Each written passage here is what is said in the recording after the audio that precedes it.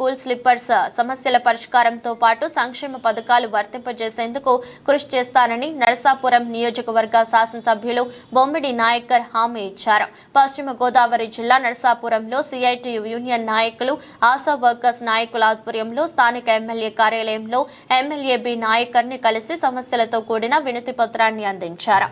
గత ప్రభుత్వం హామీలిచ్చి తమను దగా చేసిందని నరసాపురం పట్టణం, నరసాపురం రూరల్, మొగల్తూరు మండలాలకు సంబంధించిన ఆశా వర్కర్స్ వాపోయారు.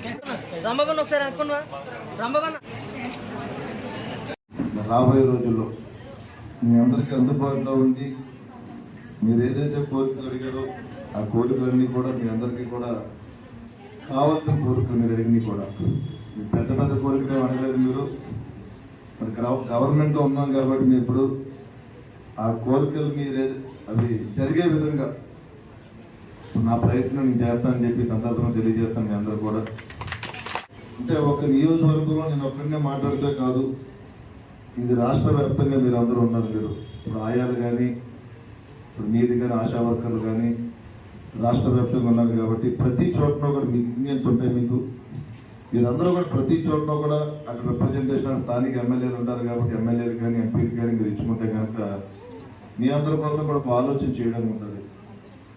ఇప్పుడు గతంలో కూడా మీ దగ్గర మేము వచ్చాం, మీరు అదర్వైజ్ ప్రాబ్లం ఉన్నప్పుడు కూడా మీ అందరికీ కూడా న్యాయం జరగాలని చెప్పి నేను నిజంగా మనస్ఫూర్తిగా నేను కోరుకుంటున్నాను. నేను కొంత సమయం పడుతుంది, సమయం మాకు ఇవ్వండి, ముఖ్యమంత్రి గారు మా అందరికి ఇవ్వండి, పవన్ కళ్యాణ్ గారు కూడా ఉన్నారు, ఆయన కూడా అంగన్వాడీ టీచర్స్, అంగన్వాడీ వాళ్ళ వర్కర్స్ కోసం కూడా ఆయన కూడా మాట్లాడే సందర్భం ఉన్నాయి. గత ఎలక్షన్స్లో కూడా మీ అందరికీ న్యాయం జరిగే విధంగానే అటు గౌరవ ముఖ్యమంత్రి చంద్రబాబు నాయుడు గారు కానీ, గౌరవ డిప్యూటీ సీఎం పవన్ కళ్యాణ్ గారు కానీ, మేము కానీ మీ అందరి కోసం ఆలోచన చేసుకుంటాం.